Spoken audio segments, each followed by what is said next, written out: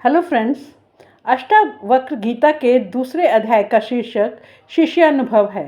पहले अध्याय में ऋषि अष्टावक्र राजा जनक के मन में कूट कूट कर भर देते हैं कि वे शरीर नहीं आत्मा है।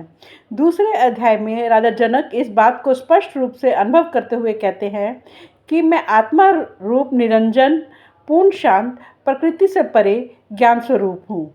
आश्चर्य है कि मैं जीवन भर मोहग्रस्ती रहा। जिस प्रकार मेरे स्वयं के प्रकाश से मेरी देह प्रकाशवान हो गई है, उसी प्रकार समस्त विश्व भी इसी प्रकार से आलोकित हुआ दिखाई दे रहा है।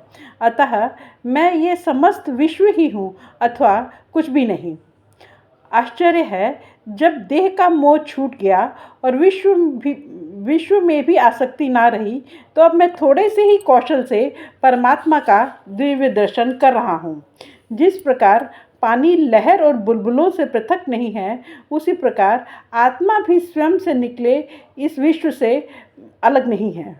जिस प्रकार तंतुओं अर्थात धागों से वस्त्र अभिन्न है, उसी प्रकार आत्मा और विश्व का संबंध है।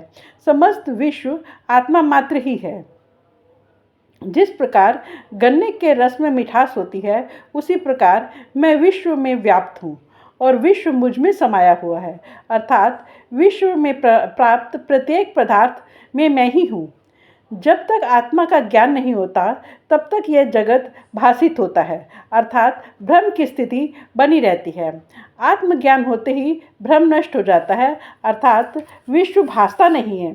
जैसे भ्रम रहने पर रस्सी भी सर्प लगती है, रस्सी का ज्ञान हो जाने पर सर्प दिखाई नहीं देता। यह प्रकाशवान विश्व मेरे ही प्रकाश से प्रकाशित हो रहा है, इसके अतिरिक्त कुछ नहीं। मैं आत्म प्रकाश हूँ और मेरा प्रकाश ही समस्त विश्व को उसके कण कण में प्रकाशित कर रहा है। आश्चर्य है, अज्ञान के कारण यह विश्व इस प्रकार प्रतीत हो रहा था जैसे सीप में चांदी भरी हो, रस्सी में सर्प का भ्रम हो रहा था, जल में सूर्य की किरणें प्रतीत हो रही थी। मुझसे उत्पन्न हुआ विश्व मुझ में ही विलीन हो जाता है, जैसे घड़ा मिट्टी में, लहर जल में तथा आभूषण सोने में विलीन हो जाते हैं। इस नश्वर संसार में ब्रह्म से लेकर तिनके तक सब नष्ट हो जाते हैं, लेकिन मेरा आत्मस्वरूप कभी नष्ट नहीं होता है। अपने आत्मस्वरूप को कोटि कोटि नमन करता हूँ। आश्चर्य है, मुझको नमस्कार है। मैं एक हूँ, शरीर वाला होते हुए भी, जो न कहीं जाता है और न कहीं आता है और समस्त विश्व को व्याप्त करके स्थित है। आश्चर्य है, मुझको नमस्कार है, जो दक्ष है, जिसके समान कोई और नहीं है, जिसने इस शरीर को स्पर्श किए बिना इस विश्व को अनादिकाल से धारण किया हुआ है। मेरा कुछ भी नहीं अथवा मेरा ही सब कुछ है। जहाँ तक मन और वाणी की पहुँच हो, वह सब मेरा ही है। ज्ञान, ज्ञेय और ज्ञाता ये तीनों अवास्तविक हैं। अज्ञानी इन तीनों को ही सत्य मानता है, जबकि मैं तो इन तीनों से परे निरंजन हूँ। द्वैत सभी दुखों का मूल कारण है, जिसकी कोई औषधि नहीं है। यह सब जो दिखाई दे रहा है, सब असत्य है। इन सब में केवल मैं ही हूँ जो अद्वैत हूँ और सभी दोषों से रहित विशुद्ध हूँ। मैं केवल बोध हूँ। अज्ञान के कारण मुझ में अनेक गुणों को कल्पित कर दिया गया था। अब यह स्पष्ट है कि मैं वह हूँ जिसका कोई विकल्प ही नहीं है, अर्थात निर्विकल्प में मेरी स्थिति है। ना मुझे कोई बंधन है और ना ही मुझे कोई मुक्ति का भ्रम। मैं शांत हूँ और आश्रय रहित हूँ। मुझ में स्थित यह विश्व भी वास्तव में मुझ में स्थित नहीं है। इस शरीर सहित यह विश्व अस्तित्वहीन है। केवल शुद्ध चैतन्य आत्मा का ही अस्तित्व है। अब इसमें क्या कल्पना की जाए?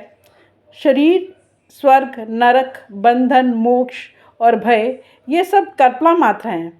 इनसे मुझ चैतन्य आत्मा का कोई संबंध नहीं है। इनके प्रति मैं पूर्ण विरक्त हूँ। लोगों के समूह में भी मुझे दूसरा कोई नहीं दिखाई देता। सब में मैं ही हूँ। अब मैं किससे मोह करूं? ना मैं शरीर हूँ, ना ये शरीर ही मेरा है। ना मैं जीव हूँ, मैं एक चैतन्य आत्मा हूँ। जीवित रहने की इच्छा से ही मेरा बंधन था। मुझ में लोक को कलोलित करने वाला महासमुद्र भी समाया हुआ है, जिसमें चित्त की वायु से अनंत और नाना प्रकार के तरंगे उत्पन्न होती हैं। सब मुझ में अभिन्न होकर भी भिन्न है। मैं सर्वव्यापी समुद्र हूँ। मेरी चित्त वायु से ही सब क्रियाएं संभव हैं।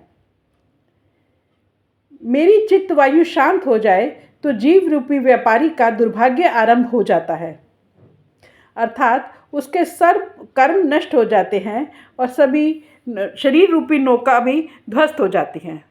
तब वह मुझ में ही आ समाता है।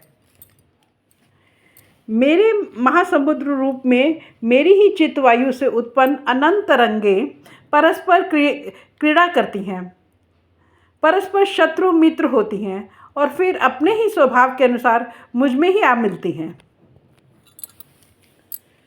फ्रेंड्स, अपनी अगले वीडियो में हम तीसरे अध्याय की बात करेंगे। Thank you.